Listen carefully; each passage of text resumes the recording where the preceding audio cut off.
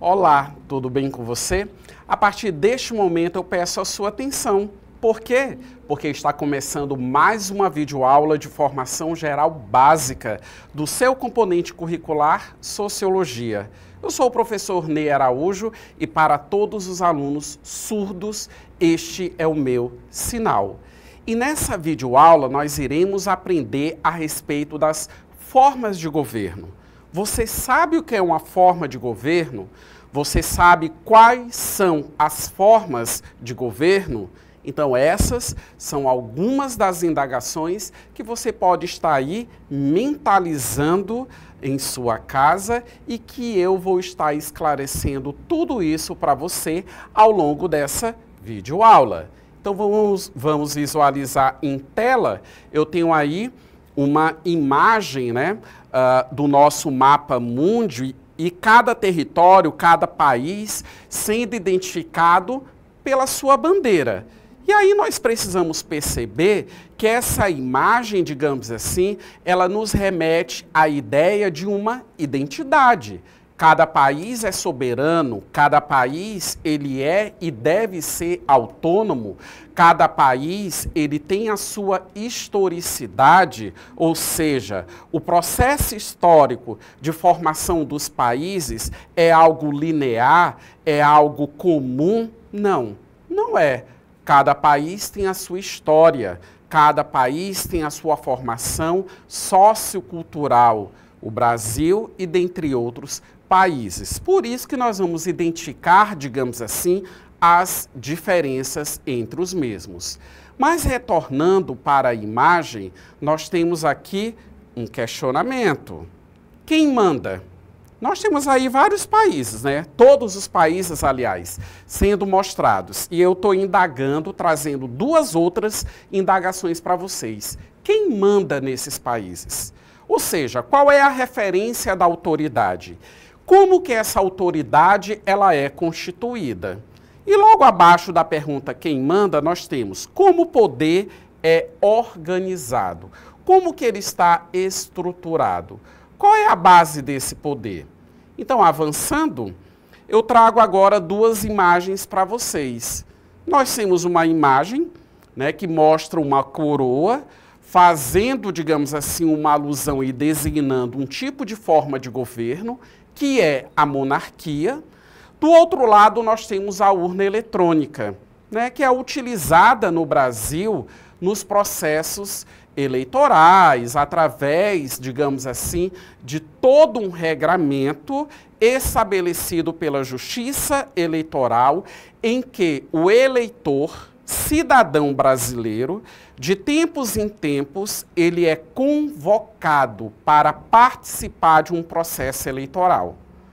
E nesse processo eleitoral, existem pessoas que são aspirantes a cargos políticos. São pessoas que aspiram, que se candidatam à função de vereador, senador, governador, prefeito, deputado estadual e federal, ou seja, algumas pessoas se candidatam para isso. Tem eleição, essas pessoas apresentam, digamos assim, ao eleitor a sua linha de atuação, caso seja eleito, e dentro dos critérios desse processo de escolha, nós votamos, porque existe o dia da eleição. E em acordo com os critérios estabelecidos, nós vamos ter aquelas pessoas que são eleitas para exercerem essas funções públicas. Temos que ter em mente isso. Todo cargo eletivo, ele é uma função pública. A exemplo de quem se submete a um concurso público, também está assumindo uma função pública. Ou seja, você não se candidata e você não é eleito para você se revestir única e exclusivamente de privilégios. Representantes políticos são servidores públicos, como todo e qualquer outro servidor. Vamos retomar então para a imagem Então nós temos aí a dualidade, né? Tem até o sinal matemático de diferença. Nós temos a monarquia, que é uma forma de governo diferente da democracia, que no caso está sendo simbolizado, representado aqui pelo processo de escolha que se dá através da urna eletrônica aqui no nosso país. E aí nós temos, acima das imagens, uma anotação. Forma de governo é o modo como o poder político é exercido. E como se define quem governa um Estado? Ou seja, como que o poder político ele é praticado na monarquia? Será que é a mesma forma da democracia? Não. As imagens, como explicadas agora há pouco, elas já ilustram muito bem essa situação. Está em uma sociedade em que o poder político ele é instituído por uma monarquia, você tem um modus operandi, você tem uma organização absolutamente distinta de uma sociedade democrática, e à medida que nós formos aqui identificando outras formas de governo, cada uma delas tem a sua base, cada uma delas, digamos assim, possui as suas características próprias de funcionamento. Vamos avançar, que aí essa ideia ela vai ficando cada vez mais evidente para vocês, né? Retomando aqui, na imagem, temos aí novamente uma coroa, né, representando a monarquia. Então, só para nós podermos entender, na monarquia, o poder é exercido por um rei ou rainha, geralmente de forma hereditária, ou seja, esse cargo simplesmente ele é transferido de pai para filho. Mas existem dois tipos de monarquia. A monarquia absoluta, em que o rei tem o poder total, ou seja, nesses casos, a própria palavra absoluta, né, já nos informa muita coisa. Quando se diz assim que o poder total está nas mãos do rei, é porque tudo aquilo que o rei colocar, tudo aquilo que ele falar, tudo aquilo que ele decidir, possui um caráter inquestionável. E o outro tipo de monarquia existente, vamos novamente visualizar, nós temos aqui, o rei reina, mas não governa. O poder é dividido com o parlamento, como, por exemplo, no Reino Unido. Então, você tem uma parcialidade, né? Você não tem o controle de todo o poder político, né, nas mãos, digamos assim, de uma única pessoa. Porque a monarquia ela possui essa peculiaridade. O poder ele pode se concentrar nas mãos de um só. Vamos avançando para aprender outras informações. E na República, novamente nós temos aí uma imagem que mostra, né, pessoas, né, votos, enfim, né, mostra um processo de participação social. É o que está sendo preconizado na imagem. Então, na República, e aí se nós levarmos em consideração a sociedade brasileira, nós vivemos em uma república presidencialista, né? Ou seja, nós elegemos a nossa presidência da República. Então, nós não temos um rei, nós temos um presidente da República que é eleito a cada 4 anos, podendo ser reeleito, ou seja, reconduzido por uma segunda vez para o cargo, conforme os critérios atualmente existentes no nosso país. Então, novamente retomando para a imagem, nós temos que, na República, o governante é eleito pelo povo por tempo determinado. Então, prestem atenção, isso são 2 características absolutamente relevantes. E eu ainda acrescento, a figura máxima do poder político brasileiro, que no caso é aquele que ocupa a presidência da República, governa por tempo determinado. Mas esse critério de tempo se estende exclusivamente para esse cargo? Não. O mesmo também se atribui para os outros cargos eletivos. Então, isso implica dizer o quê? Que aquele cargo de vereador, de deputado, ele é um cargo temporal. Ou seja, há um intervalo de tempo estabelecido para que aquela função pública ela seja exercida por aqueles indivíduos que foram eleitos até então para tal. A outra observação, absolutamente relevante, é onde está destacado em negrito. E precisamos dar uma ênfase nisso, eleito pelo povo. Toda a legislação brasileira pondera justamente a respeito disso, né? A nossa legislação, ela está absolutamente falando de uma maneira mais clara, amarrado a esse critério, eleição, ao processo de escolha. Então, todo e qualquer indivíduo que surgir e que queira assumir um cargo eletivo sem se submeter a um processo eleitoral, é um indivíduo que está, digamos assim, transgredindo, ou sendo mais claro, desrespeitando as regras até então existentes no nosso país. Mas aí você pode dizer assim, professor, mas isso não pode ser modificado? Aí eu também respondo para você, pode. A partir do momento em que as regras elas são modificadas.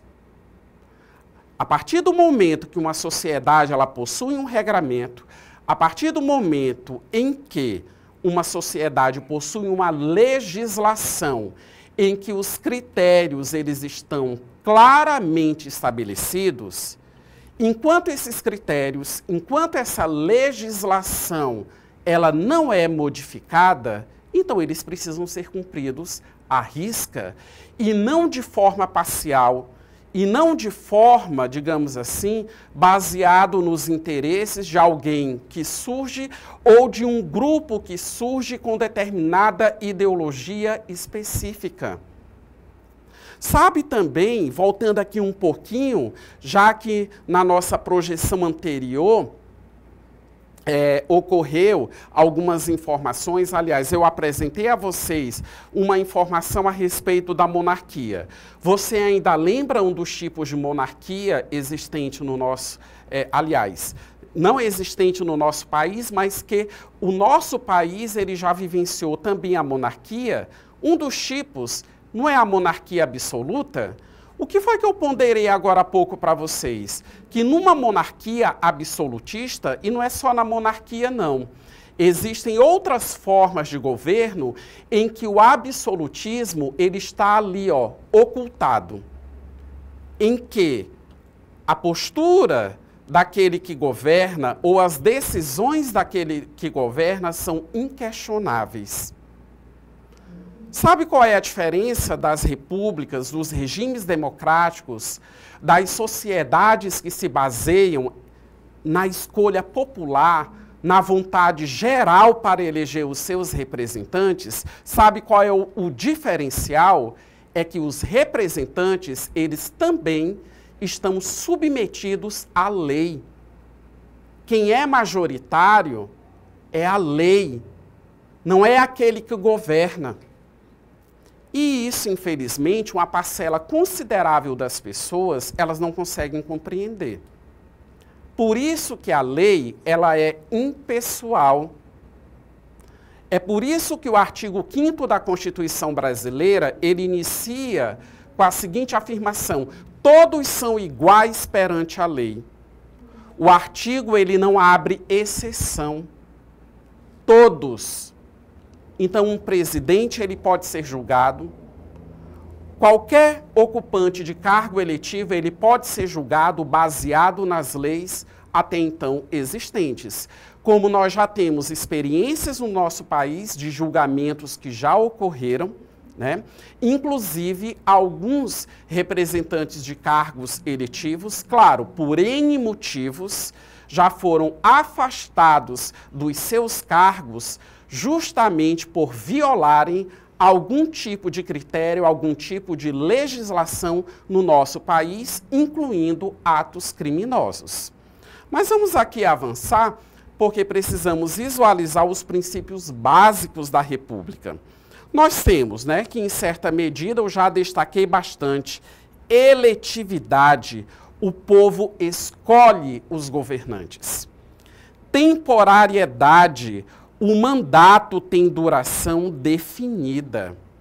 E responsabilidade, que é o que eu acabei de mencionar a todos vocês.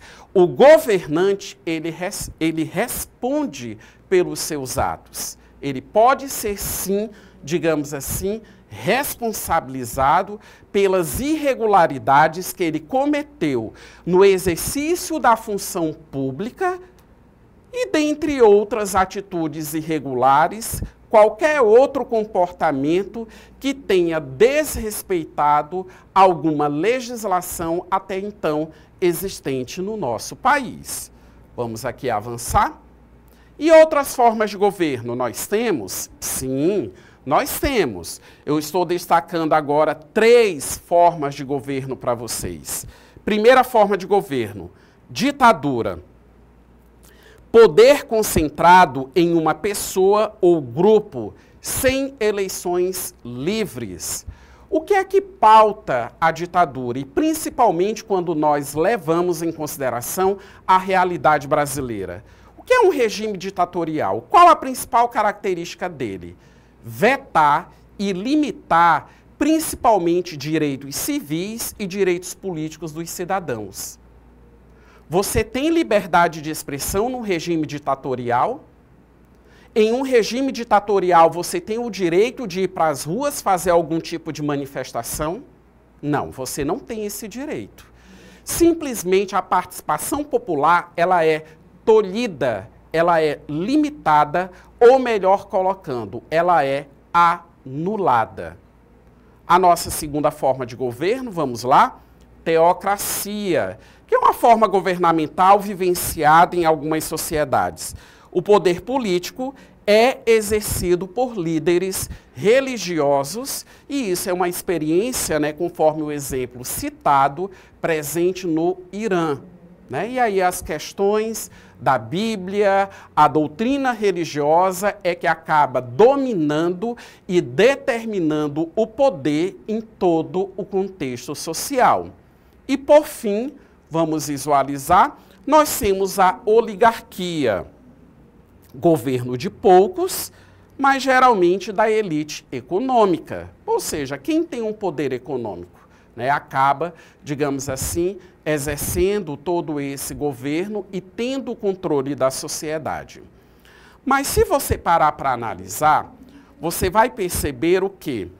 Que determinadas sociedades, elas podem não viver de uma forma pura determinada forma de governo.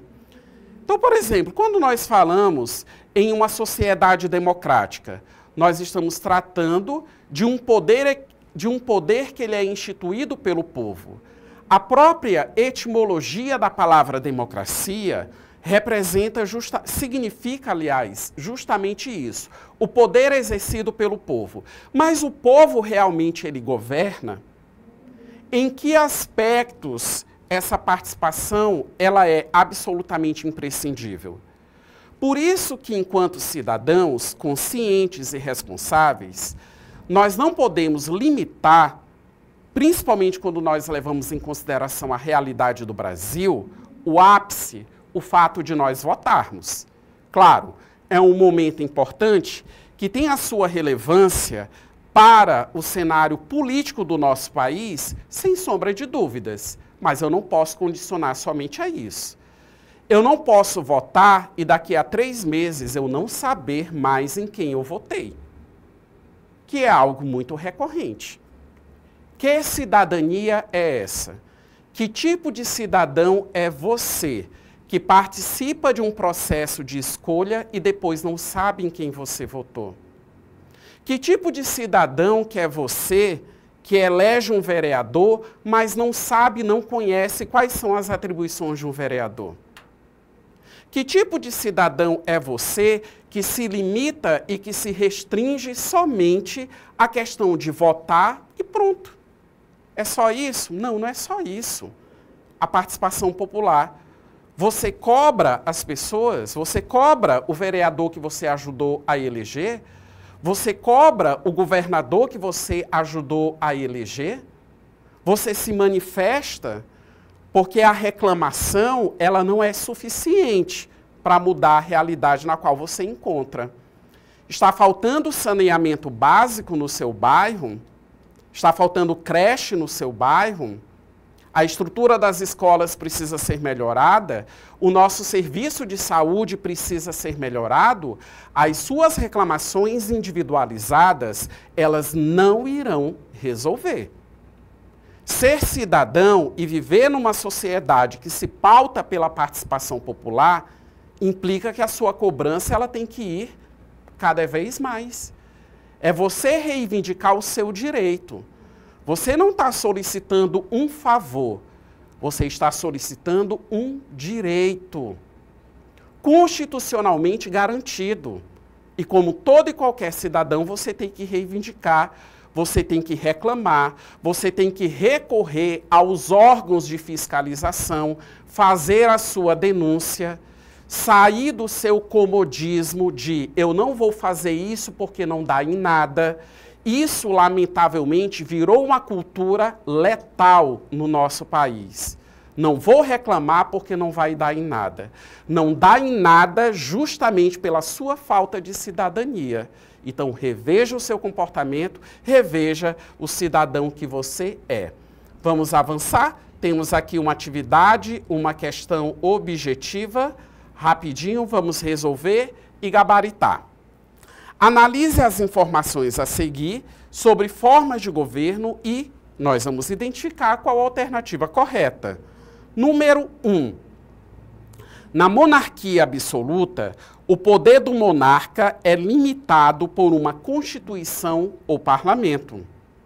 Afirmação 2. Na república presidencialista, o presidente exerce funções de chefe de Estado e chefe de governo, sendo eleito diretamente pelo povo. Afirmação 3.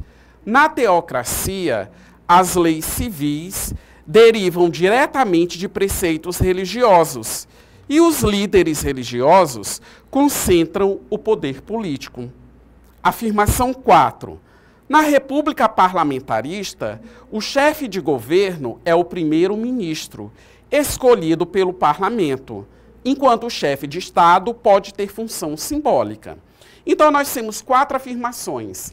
Dentre essas 4 afirmações, algumas vão estar corretas e algumas podem estar equivocadas. Vamos visualizar qual alternativa que acaba representando a resposta? A letra B.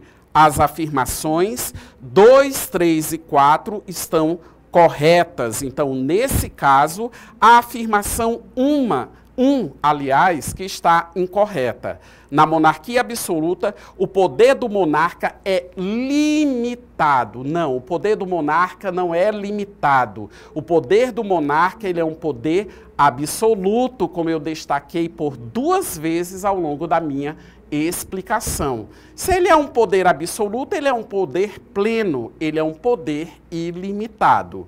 Agora vamos avançar para as considerações da nossa videoaula, em que você aprendeu que compreender as formas de governo é essencial para entender quem exerce o poder e de que maneira ele é obtido. Enquanto na monarquia o poder é geralmente hereditário e concentrado em um rei ou rainha, na república ele emana do povo, que escolhe seus governantes por meio de eleições. Conhecer essas diferenças ajuda a refletir sobre a política e o papel de cada cidadão na sociedade. E eu agradeço o fato de você ter acompanhado essa videoaula e eu estou te esperando na próxima. Até lá!